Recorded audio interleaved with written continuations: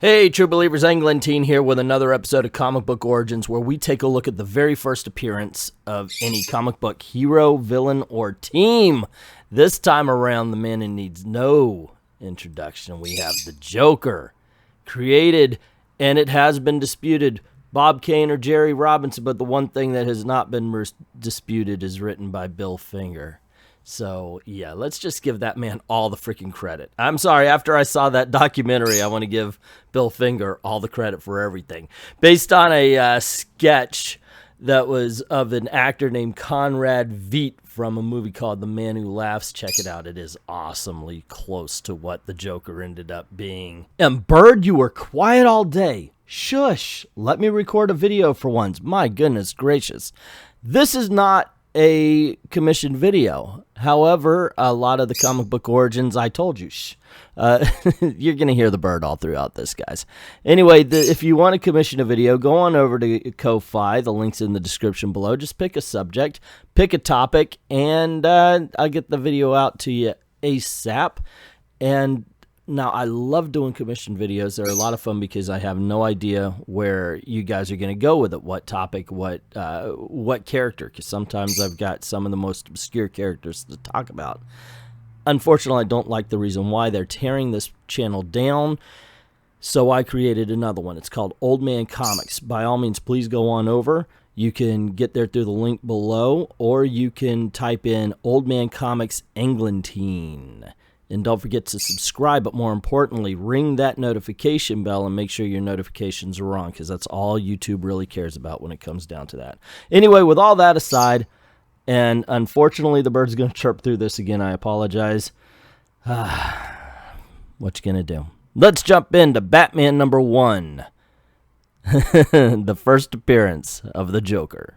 The book begins, as many Golden Age comics did, with a splash page. It says, "Once again, Master Criminal stalks the city streets, a criminal weaving a web of death about him, leaving stricken victims behind wearing a ghostly clown's grin, a sign of death from the Joker. Only two dare to oppose him, Batman and Robin, the boy wonder, two to battle the grim jester called the Joker. A battle of wits, with swift death the only compromise." And we see an elderly couple who really have nothing to do with anything listening to the radio.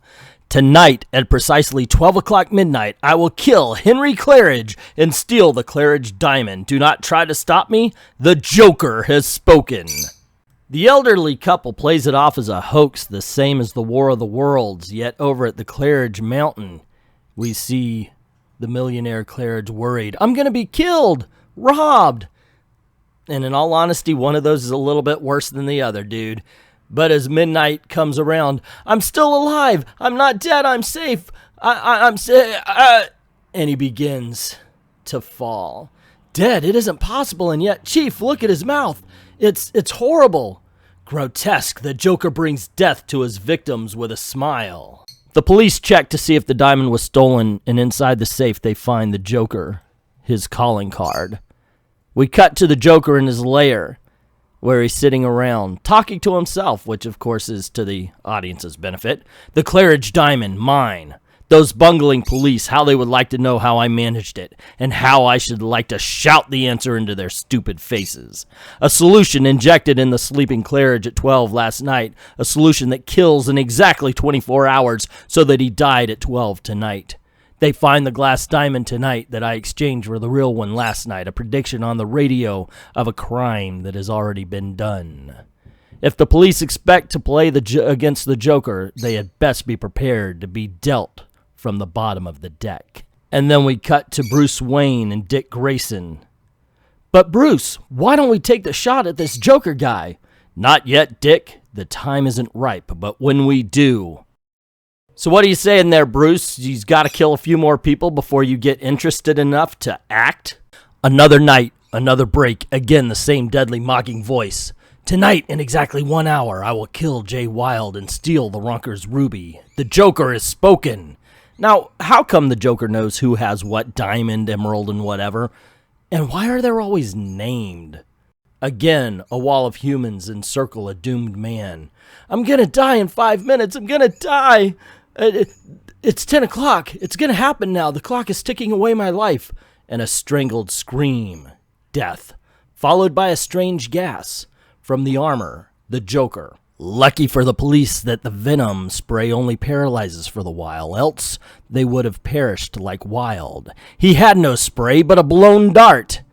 You had the concentrated venom on the dart, Wild, didn't you, Are you so happy that you smile for joy, I'm glad I have brought you some cheer. Thank you all, gentlemen. You have me happy too. We shall meet again. Word spreads quickly through the criminal underground that the Joker's been stealing all of the good jobs and all of the good jewels as well. One criminal, Brute Nelson, decides he's going to go after the Joker himself. Batman hears about this and understands that the Joker will probably attack Brute at his home, so he dons his cape and cowl, telling Dick to stay home. Sure enough, the Joker shows up at Brute Nelson's house, and as Batman creeps along the top, his foot scuffles loud enough for everybody to hear. His cover blown, he jumps down into the fray and begins to fight them all. Joker sees this as a great way to escape and a great time, but before he leaves, he tells Brute Nelson that he won't waste Joker venom on him, because what he'll truly understand is a bullet. And he shoots him and makes his escape. But Batman sees him running and sees the car that he gets into, and leaps on him as he's driving away. Only the mighty Batman could have successfully made that leap. You, prepare to die, says the Joker. Made it now. But with the speed of light, the Batman grabs the Joker's hands. I'd rather live if you don't mind. As the car careens madly off the bridge, the door swings open. The Batman's tumbling form takes the Joker with it. The struggling men fall to the bridge as they rise. Joker explodes a haymaker off the Batman's jaw. I'm gonna kill you. A wicked kick rakes the Batman's head. Blast you, fall. The murderous Joker pushes the helpless Batman off the bridge. Fight the Joker. Will you let that be a lesson to you? A permanent lesson. Ha ha ha ha. The shock of the cold water quickly revives the Dark Knight. Wow, my head feels as if it were going to burst at any moment. The next night, there's another warning that in 2 hours, a judge that sent the Joker to jail is going to die. While at his house, the police chief says, hey, let's relax, play a game of cards. But as the hour of his death is at hand, the Joker reveals himself and says, yeah, not quite the police chief. The real chief is trussed up in the cellar. Disguise is also one of my many accomplishments. The clock tolls the death knell for another victim of the Joker. 10 o'clock. The venom works. Well adieu, Judge. Our little game is finished. The police chief gives orders. Judge Drake is dead. The Joker has won again. Watch the body. I'm going to headquarters. We see Robin's outside of the judge's house. He's been given orders to follow anyone who exits. So he follows the chief to a dark lair, only to get hit in the back of the head. Batman worries for him, so he follows him thanks to a luminous substance that's put on the bottom of Robin's boots that shows an infrared light. He comes upon where the Joker's holding Robin, and just before the Joker can inject him with his deadly venom, he knocks the needle out of his hands. The two men fight. Batman hits the Joker into the chemical table, starting a fire. The Joker's hand stealthily reaches for a spray gun that had fallen to the floor. The harmless but paralyzing gas spews forth. Injections of an antidote make me immune, Batman, but not you. The Batman's jaw tightens into a ghastly Joker grin. I leave you here paralyzed to perish in the flames. Adieu, Batman. But the Joker didn't count on Batman's recuperative powers and his strength. He carries Robin on his shoulders. Wondering where the Joker went, Robin tells him exactly. He boasted inside that he was going to get the Cleopatra necklace next. The Cleopatra necklace that's owned by Otto Drexel. Come on, there's not a moment to lose.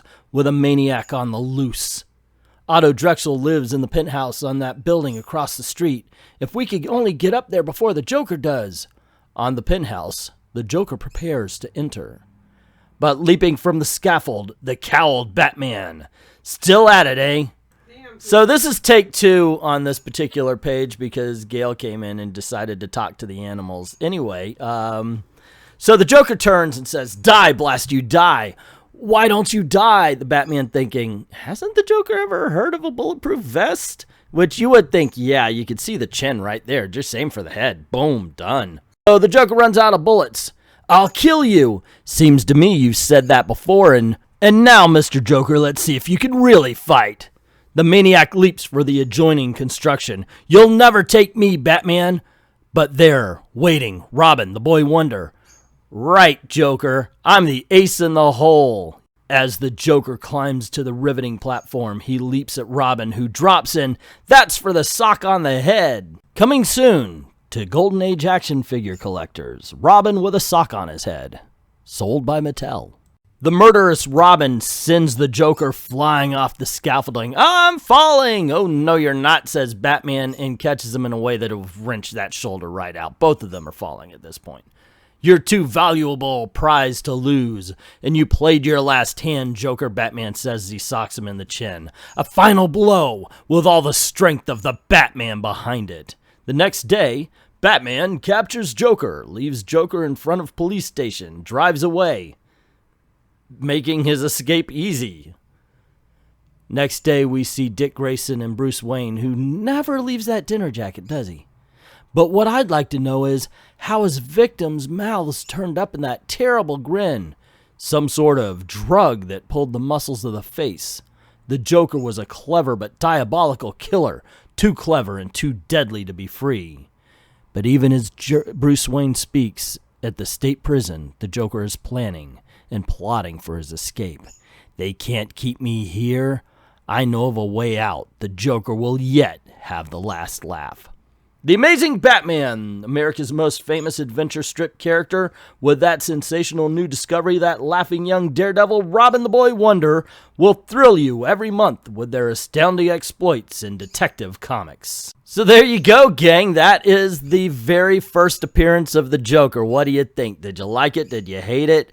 I loved it. I really do think that's one of the best written Golden Age stories of all time. I've said this before. I will say it again, and one of the things you could tell, if I'm not joking about a book all the way through it, I'm reading it along with you guys, and this one's just damned entertaining. Thoroughly enjoyable. I loved it. Well, what do you think? That's my opinion. What is your opinion? Let me know in the comments below. Don't forget to click like and share, subscribe, and ring that notification bell. Try to ring it louder than that fucking bird. And by the way, I didn't swear there. Anyway, yeah, I know. He is loud. He is very loud. He's actually in the other room right now.